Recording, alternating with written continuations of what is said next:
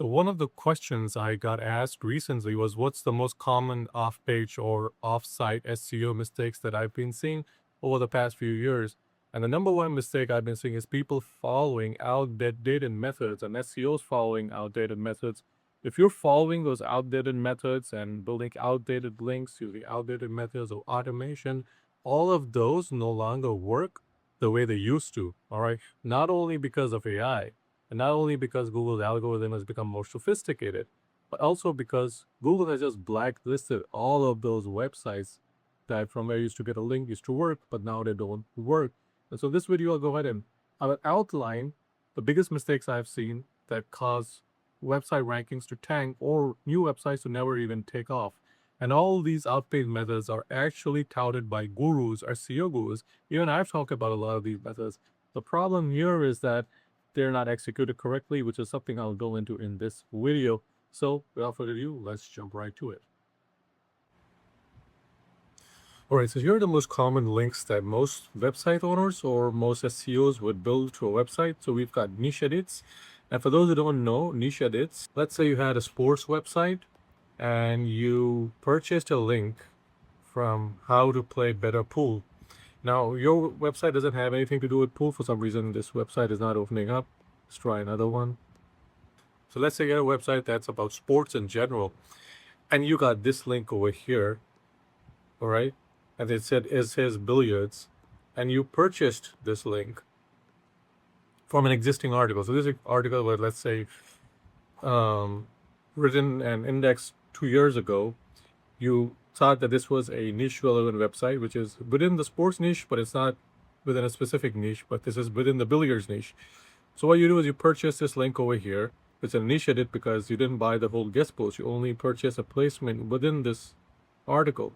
Now, because you're not a billiards website, you're a sports in general website, your link will say something like replace Q-tips, for instance, or your link will say something like better than playing tennis.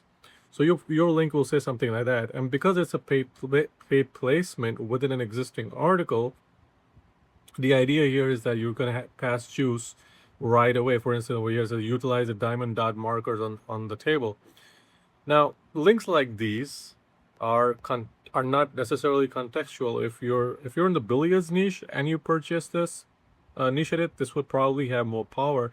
But if you're just in the sports niche in general, or you're in, let's say, the pool niche, for instance, and you purchased this niche edit, which is within an existing article, this would not have as much power. Now, the drawback here is if you purchase enough of these links, so we don't know what the threshold is, but once you get to, let's say, 50 of these links or 30 of these links, once you get to that threshold, Google starts seeing the pattern. So Google starts saying, all right, so you buying mainly niche edits, because Google has an idea of what types of websites are selling those niche edits.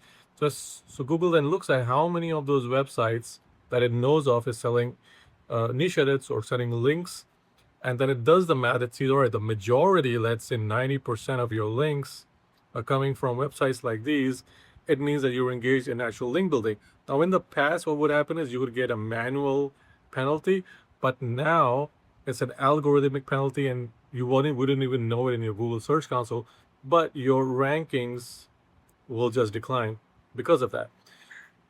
The other mistake I see, and I've done a lot of these audits, is loads of Web 2.0s. All right. If you have loads of Web 2.0s pointing to your website, it's not necessarily a red flag, but there is a point of diminishing returns. And beyond that point, you have a quality issue.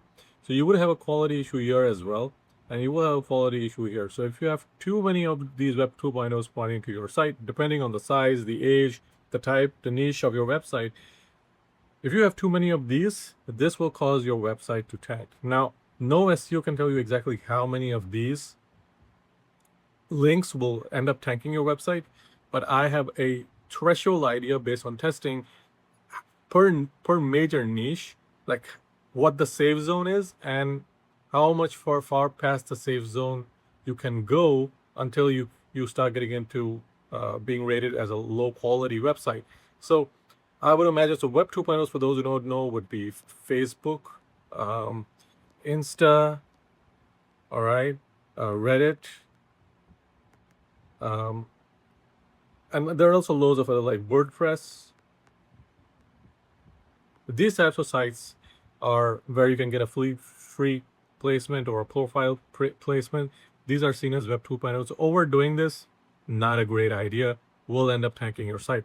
Next one is press releases. Now, I am a big advocate of doing press releases, but I see a lot of these press releases being spammy. All right.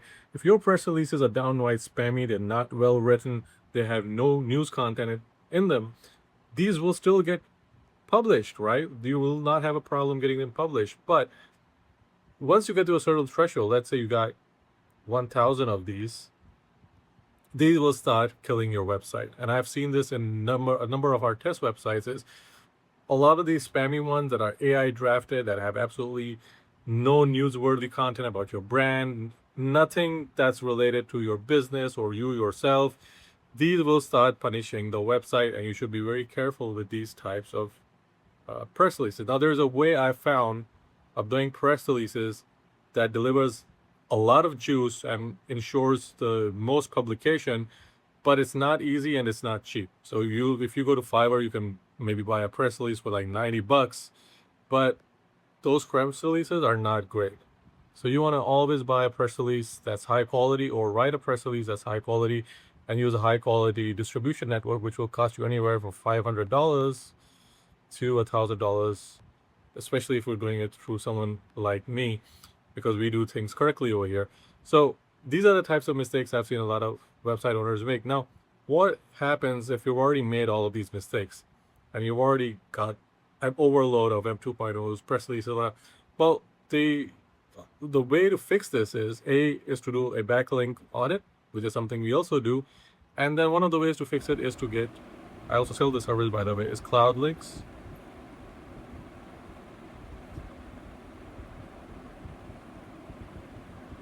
So Cloud Links, I made a separate video of how Cloud Links work.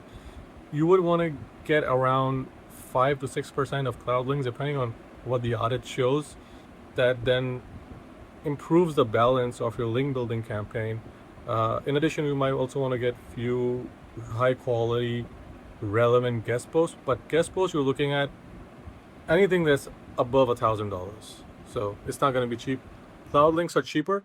You can buy them directly on my website. We make sure that they're done in a way that they do deliver value. And so you make sure that you get at least a few different campaigns. So you get, at the very least, depending on the size of your website, one campaign a month for the next 3 to 6 months. And you'll start seeing an improvement. Again, depending on what the ratio looks over here. So hope you guys found the video helpful. Like, subscribe as always, leave a comment below. And if you're looking for someone to do SEO for you, there's a link in the description. And there's an email address as well. So you can, there's also a Google form, by the way. So you can click on the link, fill out the Google form, and I'll get in touch with you. Or you can get in touch with me via my website's chat or contact box. And I'll make it a point to to schedule a meeting, and we can go over your website and see what I can do for you.